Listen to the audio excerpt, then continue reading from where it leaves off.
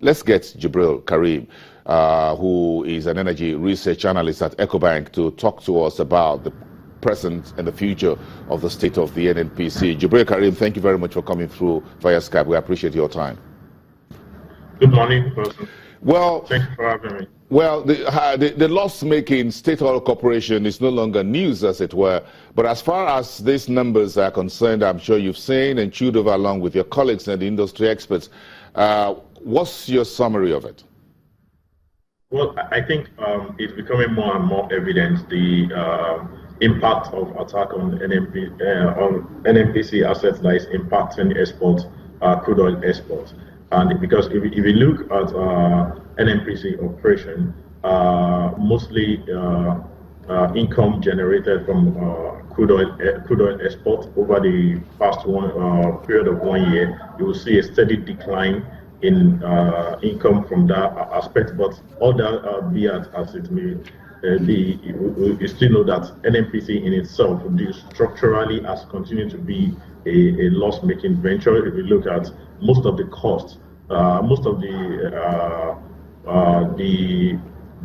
part of the segment of operation that contributed most to the loss, it comes from the operation of the company in itself. Although some of its smaller entities are still making losses, including all the 3 refineries, which contributed about $7 billion naira losses during the period of July and August. So all in all, if you net the effect of the refineries, you see that NNPC is still a loss-making venture, and that is likely due to, firstly, in terms of operational structure, that has not been put right.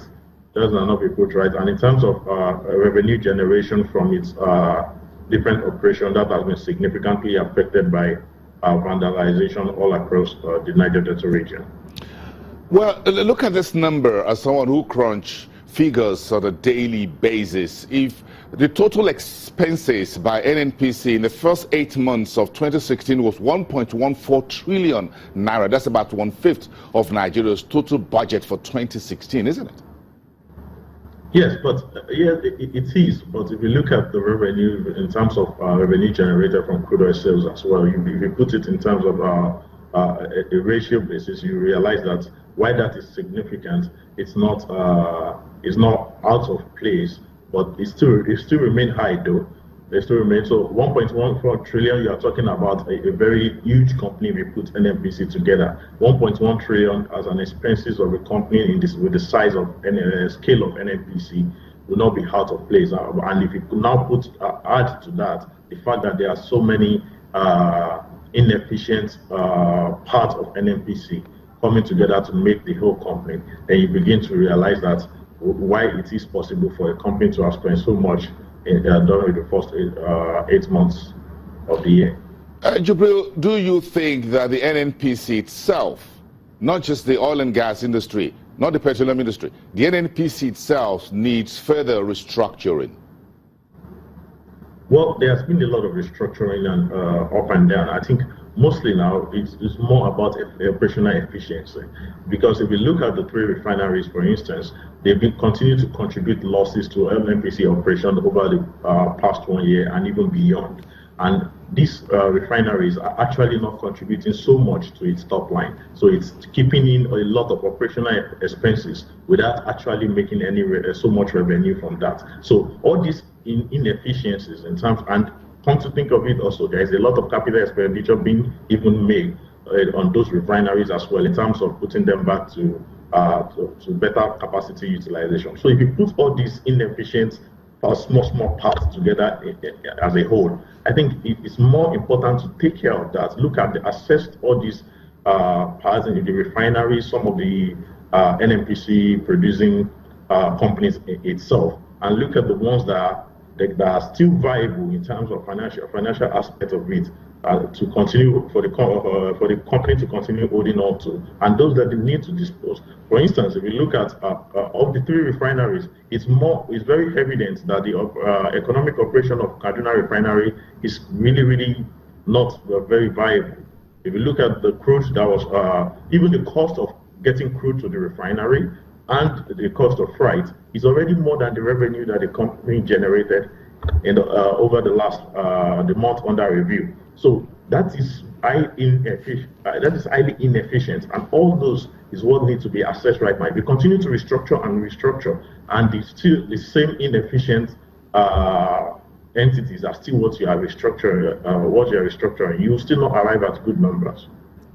Jibril, let's switch a little bit to what looks like, well, good news. Good news. The level of vandalism has since reduced almost 30% between July and August. And that's kudos to the Buhari's administration, the security agencies on one hand, the NNPC, folks in the Niger Delta are collaborating, talking behind closed doors, as Dr. Ibeka Chiko, the Deputy Minister of State in the petroleum industry, will put it. You think this is something that the NNPC can ramp up on and begin to use that as a basis for increased production, as well as moving those crude and gas facilities to necessary points of improving revenue?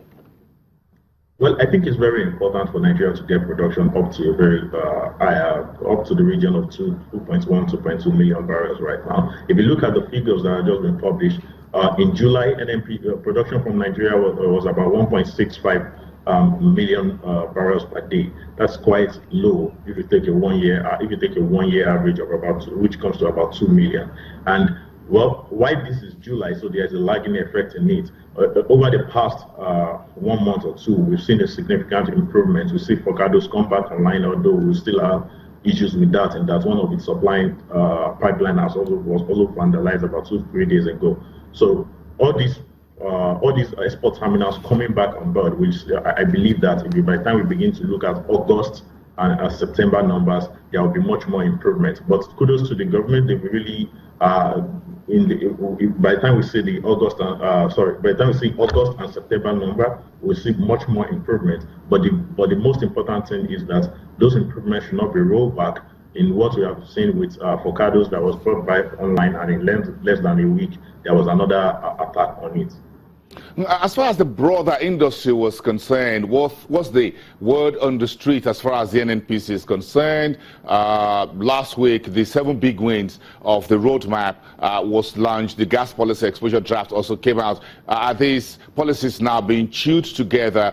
Do you agree, and I'm going to put you that on our poll of the week, do you agree that the new gas policy exposure draft and the 7 big wins are sufficient to deal with the issues in the oil and gas sector? Are you taking yes? Is it a no for you? I'm sure of course, you're not going to take indifference. So is there a yes or no? Well, if you put all the policies that have been highlighted over the past 1 or 2 weeks together, coupled with the fact that the PIB seems to be progressing in the Senate, I would say it's a yes for me. It's a yes for you. So if it is a yes for you, what do you look to see? Because it looks like these documents speak to short term, 2017, 2018, nothing beyond 2019.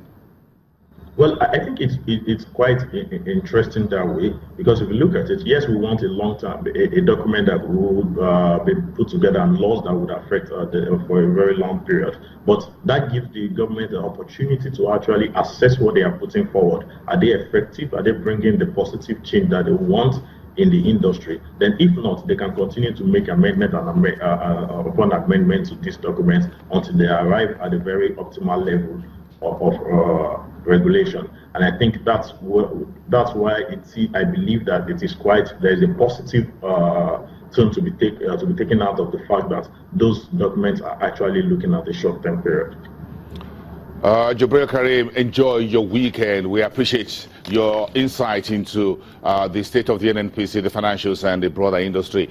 See you pretty soon on the program. Jibril Karim, energy research analyst at EcoBank Group, downtown Lagos, via Skype. Let's come back to you after the break. We'll step out of the country for the next space of the discussion about the global headwinds impacting Nigeria's financial markets.